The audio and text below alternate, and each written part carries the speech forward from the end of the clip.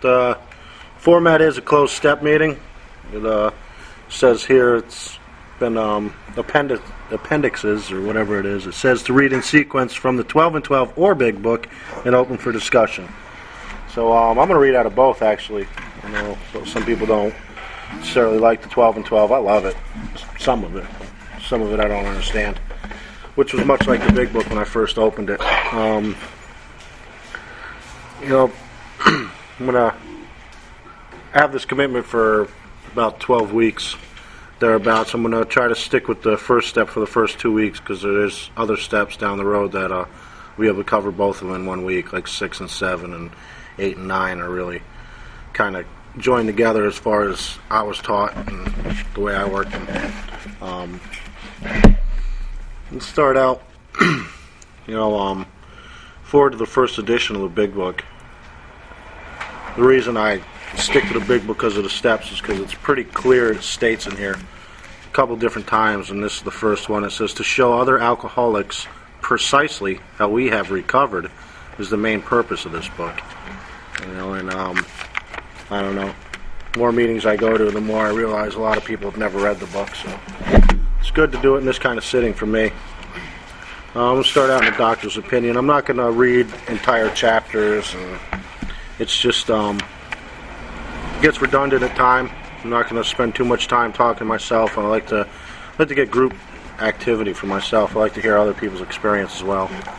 But the first step says that we admit we were powerless over alcohol, that our lives become unmanageable. And it was pointed out to me pretty recently, actually, that there's no and in there. It's a dash. It's a two-part thing: to admit I'm powerless over alcohol, and to admit that my life is unmanageable. I've heard a lot of different things in the rooms, and my experience through taking people through the steps, that second part could mean just about anything. It comes down to certain things, and the way my sponsor taught me is it's managing the decision to stop. I can't manage that decision. I can't manage my own life no matter what's going on. I've sponsored guys that are next to homeless, and I've also sponsored guys that work 40, 50 hours a week, pay their bills, and and do pretty good, but they just can't stay stopped, and I believe that's why we're here, to learn how to stay stopped. Throughout my drinking, and I've done a lot of other things. If you guys are still getting hung up on words, I don't know what to tell you. Maybe you're not done yet, but I can substitute words easily, and I came to Alcoholics Anonymous, and it worked basically for everything. So, for myself, I've tried stopping many times, and I've been able to a few different times actually stop, and it just didn't last. Sometime down the road, something just wasn't going my way, and I picked up, or everything was going my way, and I picked up. Either way, it was just I found some reason to pick up again, and I think that's one of the biggest problems is that that we can't stay stopped.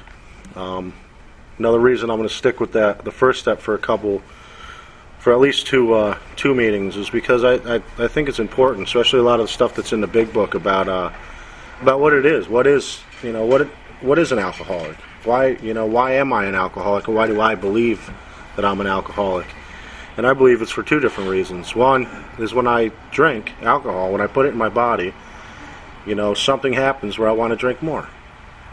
It's an allergic reaction, as it talks about in the doctor's opinion when I'm going to read. And it's something I can relate to. I've been allergic. I have a condition called allergic rhinitis or rhinosis or something, where I can become allergic to just about anything. If I smell a flower, I can touch bread, and I'll have an allergic reaction, and it changes. But one thing I've always been allergic to is poison ivy. I can be like 10 feet away from it, and I break out. It's, you know what I mean? That's, and that's no big deal because, I just don't go near it. I can see it from 10 feet away, and I don't go near it. But I have the same allergic reaction, the same type of activity happen in my body when I drink alcohol, yet I can't stay away from it. I don't have an overwhelming obsession to roll in poison ivy. I just don't, so. I'm going to start out here in the doctor's opinion. We're going to talk a little bit about the first part of it. It says here it's about 4 pages in. I don't know which. I got a 3rd edition, so it's not going to match the 4th. But it's about 3 pages in. It says, the first paragraph says, "We believe, and so suggested a few years ago, that the action of alcohol on these chronic alcoholics is a manifestation of an allergy, that the phenomenon of craving is limited to this class and never occurs in the average temperate drinker." You know, that sums it up really quickly right there, that it never occurs. You know, so if you're one of them people that, you know, it's a simple question. You know, when you drink, can you guarantee how much you're going to drink? You know, every single time. You know, and not just that one or a couple times. You know, there's been plenty of times in my life where I've had just a couple drinks, went home. You know, but that 1 or 2 times, 20 times, whatever it may be for any individual, if that happens, that says here that that never occurs in the average temperate drinker. These allergic types can never safely use alcohol in any form at all. And once having formed the habit and found they cannot break it, once having lost their self-confidence, the reliance upon things human, the problems pile up on them, and they become astonishingly difficult to solve. Frothy emotional appeal seldom suffices. The message which could interest and hold these alcoholic people must have depth and weight. In nearly all cases, their ideals must be grounded in a power greater than themselves, if they are to recreate their lives. This is my second time around in AA. The first time I came in, I made it about 11 months, 10, 11 months. I'm not really sure. I wasn't counting. It wasn't that important to me then. But some of the things I heard and tried to grab a hold of was, you know, the meeting makers make it, you know, a step a year, you know, take your time, don't rush into anything, you know, and I don't know, my experience, my personal experience and my experience watching others is, you know, after a couple months of hanging out at AA without anything changing, you know, the newness wears off. You know, that desperation goes away, that urgency to change, to get better goes away. You know, I heard a guy say it once, you know, being a drunk and not drinking, you know, not drinking is just better than being a drunk. It just is. You know, it's just when that newness wears off, when that obsession comes back, you know, and it's going to talk about that in this next thing I'm going to read. It's at the bottom of that same page. It says, men and women drink essentially because they like the effect produced by alcohol. The sensation is so elusive that while they admit it is injurious, they cannot, after time, differentiate the true from the false. To them, their alcoholic life seems the only normal one.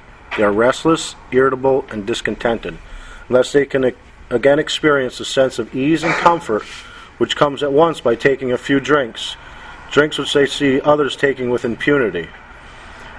After they have succumbed to the desire again, as so many do, the phenomenon of craving develops. They pass through the well-known stages of a spree, emerging remorseful with a firm resolution not to drink again. This is repeated over and over, and unless this person can experience an entire psychic change, there is very little hope of his recovery. The restless, irritable, and discontented. You know, they're the things. That is what I felt, you know, a good portion of my life. As far back as I can remember, I just, you know, I was never satisfied with myself, was where I was at, what I was doing. I wanted more or something different at all points in times, no matter how good it was going or no matter how bad it was going. You know, that's the discontented, not satisfied. You know, the restless. You know, I couldn't sit still. I couldn't sit in any one place. I couldn't concentrate thoughts. You know, I was just racing. Everything was just, you know, and it took a while, you know, to get that peace of mind back. You know, it took me a little longer than just having, you know, a bright white light experience. It took a little time of practicing certain things on a daily basis, you know, before my mind settled a little bit. You know, my mind still races. You know, the major difference is it races positive. You know, I'm thinking of what I can do for somebody else. I'm thinking of what meeting I'm going to. I'm thinking of good things now. I don't think of, you know, maybe I should throw this rock through the window, you know, or throw a rock at a car, or, you know, and some of the psychotic things that used to go through my mind that I don't even know why, but sometimes I still do, you know. You know, I tell people all the time, if you knew what was going on in my head, you could probably have me committed. The irritable, another one, you know. I was able to keep my cool most of the time. I'm not an angry person. It's kind of relaxed, laid back, but I was irritable. You know, any one little thing could happen. That's it. It sets me off, times where I just couldn't stand being around anybody, and all these things, taking a couple drinks, anything else for that matter, would calm it, and make me feel better, be able to relax a little bit more, be able to go out into the world, my mind would slow down a little bit, be able to go out and talk to people, hang out, and, it just made me feel better for some reason, and I learned that way back, that's what kept me going back to that drink, no matter what happened. My first experience with alcohol, was a mess, and me and a couple friends stole a big old jug of wine, drank the whole thing, made asses of ourselves. I got so sick, it was unbelievable. I got grounded for like 3 weeks, but I did it again, The thing, it's, me and Max talk about it, and I've heard other people talk about it, something about us, we don't learn from our mistakes.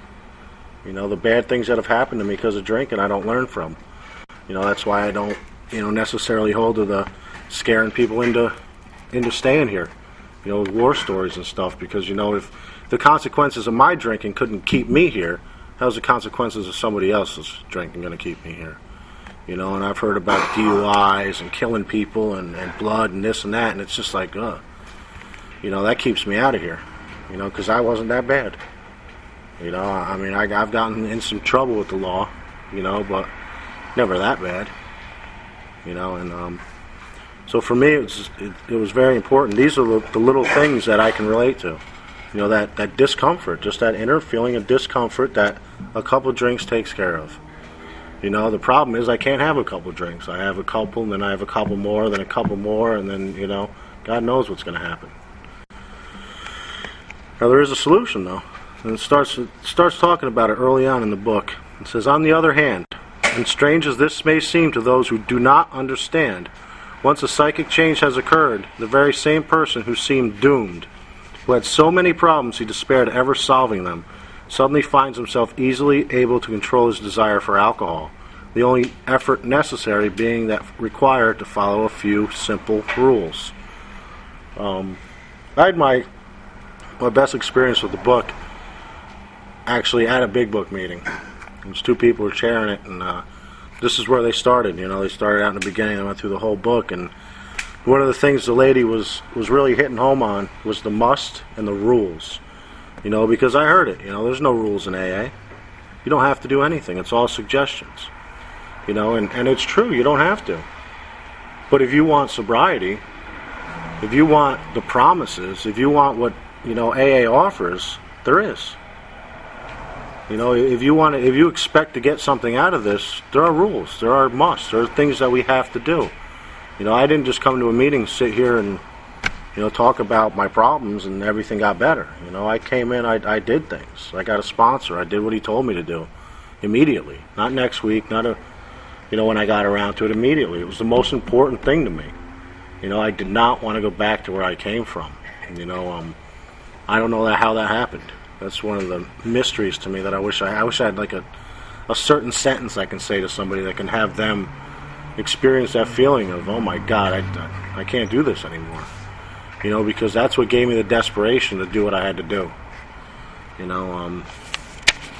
Bottom of that same page says, I do not hold with those who believe that alcoholism is entirely a problem of mental control. I have had many men who had, for example, worked a period of months in some problem or business deal which was to be settled on a certain date, favorably to them. They took a drink a day or so prior to the date, and then the phenomenon of craving at once became paramount to all other interests, so that the important appointment was not met. These men were not drinking to escape. They were drinking to overcome a craving which is beyond their mental control. And that's just what I was talking about, that. For whatever reason, the same thing with me, I just didn't feel comfortable with myself, my own skin. I never felt I fit in anywhere, and that carried over when I walked into the rooms of AA. Because by the grace of God, I walked into the rooms of AA. My neighbor at the time was in AA, and he was very adamant about the steps in the Big Book. The first people I met in AA were very adamant about working the steps, having the psychic change, the spiritual awakening, whatever you'd like to call it, and they were very, very into it. And You know, so for myself, I just didn't fit in. I hadn't worked the steps. Nothing had changed. I was just not drinking. You know, I wanted to. Trust me, I wanted to drink, but I didn't. You know, and I didn't for a good period of time before it was just, you know what? I had a choice to make, whether to go to the bar or go to an AA meeting, and the bar just, you know, sounded better. You know, and I don't know, it took me a while. It took me till I got back and learned a little bit more about, you know, alcoholism itself and the solution of why I stayed this time and why I didn't last time. You know, this book in the next couple chapters really gets into difference between a hard drinker and an alcoholic, which is something that really opened up my eyes to something. And you know, I always wondered, I had friends that I used to drink with, man, that well, drank just like me, if not worse, man. I know guys that blacked out every friggin' time they drank. They were a mess, you know, but they're not like that anymore. You know, and I always wondered why, you know, why not me? Why when these guys got married? Why when they got that good job? Why, you know, when the shit hit the fan? Why were they able to stop? Why can't I stop? You know, why do I keep getting in trouble and coming back right back to where I left off? You know, why do I keep picking up the same bottle that burned me 2 weeks ago? You know, and it talks about it right here, bottom of page 20. It says moderate drinkers have little trouble in giving up liquor entirely if they have good reason for it. They can take it or leave it alone. Then we have a certain type of hard drinker. He may have the habit badly enough to gradually impair him physically and mentally. It may cause him to die a few years before his time. If a sufficiently strong reason, ill health, falling in love, change of environment, or the warning of a doctor becomes operative, this man can also stop or moderate, although he may find it difficult and troublesome and may even need medical attention. You know, and that's it right there. People that drank just like me, they're able to stop. Why? Because they're just not me. They're not alcoholic like me. You know, they're hard drinkers. You know, and next paragraph. But what about the real alcoholic? He may start out as a moderate drinker, may or may not become a continuous hard drinker, but at some stage of his drinking career, he begins to lose all control of his liquor consumption once he starts to drink. You know, and doesn't say anything in there about drinking every day. Doesn't say anything about waking up shaking in the morning. You know, it just says very simply, you know, he might not become a continuous hard drinker, but we're just not able to control how much we drink when we drink. You know, I know for myself, I could answer them questions easily. You know, I think it's in the beginning of We Agnostics, it's the two questions. It says, if when you honestly want to, you find you cannot quit entirely, or if when drinking you have little control over the amount you take, you are probably alcoholic. And it's as simple as that. And the questions that I could have answered when I was probably 17 years old. You know, because there was times that I could not control how much I drank. You know, I didn't want to quit then, so it would have been pointless, but I could have answered that part of the question. You know, I couldn't answer the second part, you know, because I still believed that I could quit on my own. You know, that I could stop drinking on my own. And, you know, I believed that for a long time. You know, I believed that up until the point where I realized I couldn't stop. You know, and after AA for a while, you know, it was the second part of it. The thing that people told me was going to happen to me is that I was going to think that I was all right. You know, and I took the suggestion that's in this book that says if you don't think you're an alcoholic, go out and try some controlled drinking. You know, and that's what I did, and it took me 8 months, you know, and you know, another court case to get me back to Alcoholics Anonymous, you know, and I swore, you know, that was it for me. You know, I did not want to experience that anymore, and I was scared, you know, I was truly scared to end up like that. I mean, it was true living hell, day in and day out for me, and you know, I don't suggest it to anyone, but you know what I mean. It's something that I had to experience to get to the point that I was at, where I was willing to say, all right, maybe I do have resentments. You know, I can remember I met Doug my first time in AA. He was friends with my first sponsor, and I was supposed to be writing a 4-step. It was funny because he was probably one of my first resentments in AA, because they're sitting there, and he said something, my sponsor said something to the fact about the 4-step resentments, and Doug said, yeah, I didn't have any resentments when I got here either. I wasn't mad at anybody. And I was just like, yeah, that's me. And he said, boy, was I full of shit. And I was just like, no, not me, And that's just, that's where I was at. I forgave everybody. I wasn't resentful. I forgive people for what they did to me. It wasn't until later on I realized that had nothing to do with it. That was my major problem, is what they did to me is what I thought was wrong. I had to learn that it wasn't them, it was me. And I'm going to read a little bit out of 12 and 12. Two of the things I really like. And, I don't know what the case was when Bill wrote this. I've heard so many different things, but, I know he wrote it in the 50s, and it was after some experience. And it says, the first paragraph says, who cares to admit complete defeat? Practically no one, of course. Every natural instinct cries out against the idea of personal powerlessness. It is truly awful to admit that. Glass in hand, we have warped our minds into such an obsession for destructive drinking that only an act of providence can remove it from us. And this after 15 years, it's still the same thing. It hadn't changed that. I hear about raising the bottom. I believe we can get people to believe they're alcoholic, but to get people to believe they can't do it on their own, that they don't need the spiritual, awakening, the spiritual experience to quit drinking for good, is difficult, and for me anyway, it still is. Bottom of that same page, it says, we know that little good can come to any alcoholic who joins AA, unless he has first accepted his devastating weakness and all its consequences. Until he so humbles himself, his sobriety, if any, will be precarious. Of real happiness he will find none at all. Proved beyond doubt by immense experience, this is one of the facts of AA life. The principle that we shall find no enduring strength until we first admit complete defeat is the main taproot from which our whole society has sprung and flowered. And I've heard it a few times, and I kind of agree with it, that it's the one step you got to work perfectly, the first step. And I agree. I got sponsees right now that are struggling that I did the same thing with them that I did with somebody else, and everything seemed just about the same, and I can't figure out why they can't stop, why they can't stay stopped. And it's that one thing I keep coming to. I was talking to a guy today. I said, until you realize that putting that first one in your body isn't going to do any good, it's going to do nothing but bad, until you accept that, you're going to keep doing it, because it's just one of them things. It feels like absolute shit. He knows, one will fix that for now, and that's all he's looking for, is that for now, and the next day he calls me and everything's worse than it was the day before. So he's accomplishing nothing. He's just digging the hole and digging the hole. And I was the same way. I was exactly the same. I didn't care.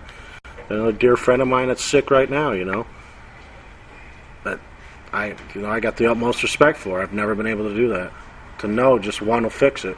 One will make me feel better right now, or I can go another couple days feeling like this. I've never been able to keep that one. It's always, if one will fix it, I'm going to go do it. And tomorrow, I'll start over again, which never came. Tomorrow never came. I don't think it ever comes for any alcoholic. But the last two paragraphs of the 12 and 12 talks about the bottom. It says, why all this insistence that every AA must hit bottom first? The answer is that few people will sincerely try to practice the AA program unless they have hit bottom. For practicing AA's remaining 11 steps means the adoption of attitudes and actions which almost no alcoholic who is still drinking can dream of taking. Who wishes to be rigorously honest and tolerant? Who wants to confess his faults to another and make restitution for harms done? Who cares anything about a higher power, let alone meditation and prayer? Who wants to sacrifice time and energy in trying to carry AA's message to the next sufferer?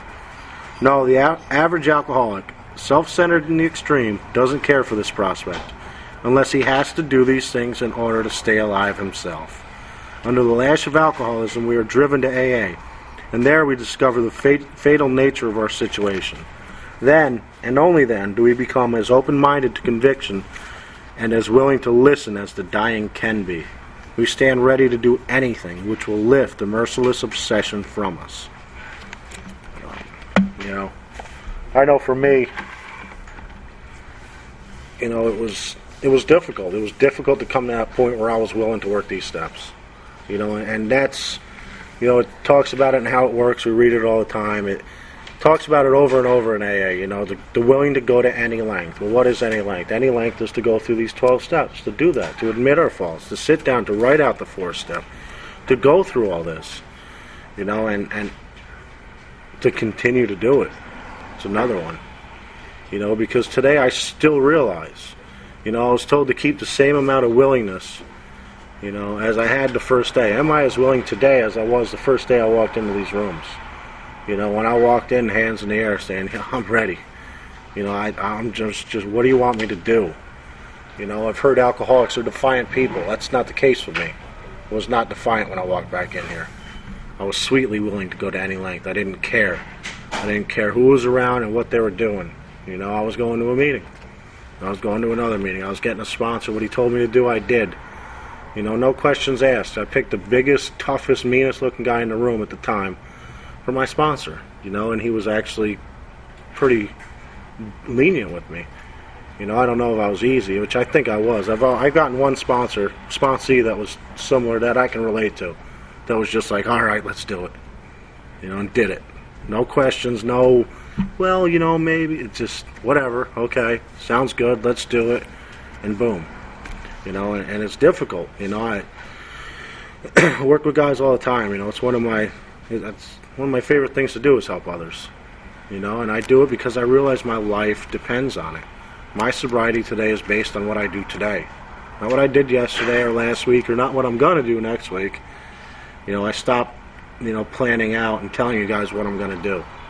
You know, I did that all my life. I'm going to do this, so you know I'll do this, and I'm going to do that, and I've never met up. You know, I've just, you know, and it just digs myself in a hole, and it makes me feel like crap. You know, I've found through my own experience and just basic new experiences with the book and new experiences with my own sobriety and with God. You know, can't say I didn't believe in God when I walked into these rooms, but I didn't think He wanted anything to do with me. You know, I didn't even know what or how. I went to church when I was a kid, and that's where it ends.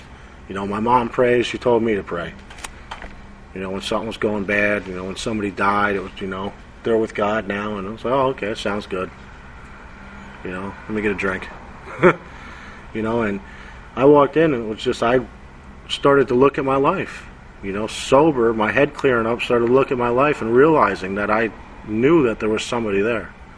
I've always known my whole life that I wasn't alone. It wasn't just me in them bathrooms. It wasn't just me, you know, in them dark rooms. There was somebody else. I did not feel alone. You know, and that's that inner feeling that I got, that guilt, that shame, you know. You know, somebody knew. Somebody saw what I was doing and was ashamed, and I was ashamed of myself and what I had become. You know, and the only thing that would take that away was a drink. It would fix that temporarily. You know, and it'd always come back, and the only thing that would fix it was another drink, you know. And when I finally wanted to stop, you know, and couldn't stand doing it anymore, I found that I couldn't. You know, and that's, I had my first experience after I'd been in AA, and I'd been through the steps, and I honestly was able to look back over my life, honestly, you know, and look at all the times that I really, really wanted to stop and couldn't, you know, and realize the true meaning of powerless, you know, that it's not up to me, you know, that I have lost that, you know. Last thing I'll read out of the book, you know, and it's what it is for me. It's that powerlessness. I think it's 34. Pretty good. I don't have everything memorized, but I know that a good portion of the book, oh, never mind, 24. It's in italics. Somebody told me that means it's important. I don't know. I know it's different than the rest of the words. So it says, the fact is that most alcoholics, for reason yet obscure, have lost the power of choice and drink. Our so-called willpower becomes practically non-existent. We are unable at certain times, to bring into our consciousness with sufficient force the memory of the suffering and humiliation of even a week or a month ago. We are without defense against the first drink. you know, and I don't know, I'm not a Rhodes Scholar or anything, but it didn't take me to get to AA before I learned that if I don't pick up the first drink, I won't get drunk.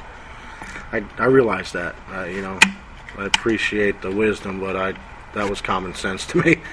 You know, my problem was not picking up that first one. Staying stopped for a period of time, you know, and getting, you know, coming to AA, I tell you what, ruined a lot of my drinking.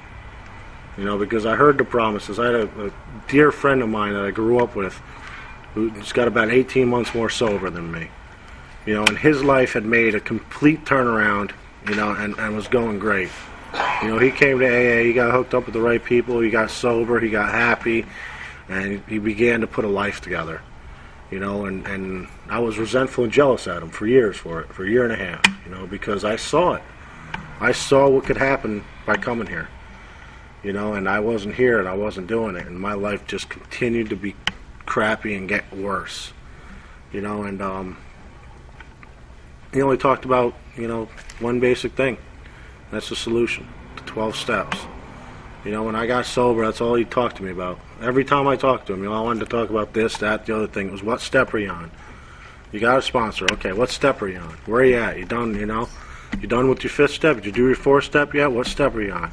You know, once I threw, how many sponsees you got? You working with guys yet? You chairing meetings yet? You doing this yet? You know, and he held me accountable. I'm grateful for that. You know, he might have saved my life. You know, because I'm lazy and I don't like to do anything. You know, I didn't want to do this. I don't want to do anything 95% of the time.